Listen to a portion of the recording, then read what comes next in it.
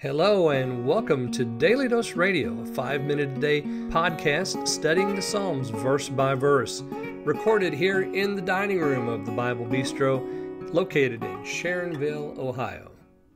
Hey there friends, welcome back to Daily Dose Radio, here in the Bible Bistro. This is the place where you come for that organic Bible study. It's fresh and delicious, and it's always handled responsibly. Promise you that. So come on in here to the Bible Bistro. Sit down with me. Get yourself something hot or cold to drink. Let's open our Bibles up. And we're going to study today here in Psalm 42, verses 3 and 4. Verses 3 and 4, ladies and gentlemen, can be taken out of a page of your own journal. You've experienced this, I promise you. If you haven't yet, you will. This is one of those things that is common, I think, in the experience of men. Well, let's read these two verses, and then I'll continue my comment on them. My tears have been my meat day and night, while they continually say to me, Where is thy God? When I remember these things, I pour out my soul in me. For I had gone with the multitude, I went with them to the house of God, with the voice of joy and praise, with a multitude that kept holyday. So I said yesterday that what we have in this psalm is 3 stanzas.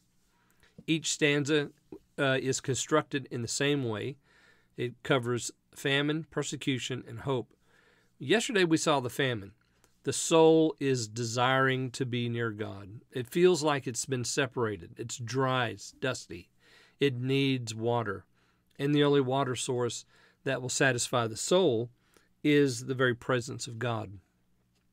And so then we come to persecution. Now, the persecution sort of intensifies the problem. The soul is already famished. But now we come to the persecution. You'll notice that the psalmist here writes, My tears have been my meat day and night. So he's looking for water, and what does he get? He gets tears. So this is the condition of the soul. And while that is happening, while the soul is in this state of famine, what happens is people begin to speak. They continually say unto me, Where is thy God?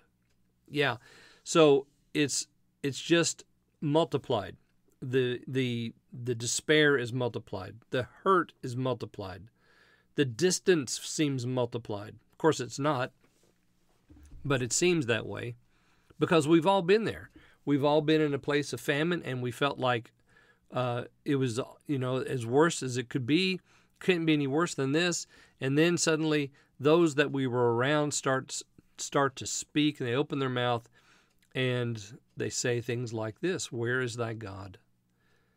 And then verse 4, this is compounded when he remembers. He pours out his soul. He says, I pour out my soul in me. For I had gone with the multitude, and I went with them to the house of God, with the voice of joy and praise, with the multitude that kept holyday. So it's bad enough that people are mocking him, saying, Where is your God?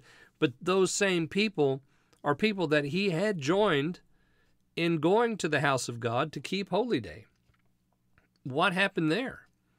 Well, we have hypocrisy, just straight up hypocrisy between those that once walked with him. Now they say, Whoa, where's your God? When he's down. Don't you love it when somebody kicks you when you're down? That's great, isn't it? It's wonderful when they throw something in your teeth that is bitter and hateful. Yeah, especially when you're in a position of hurt.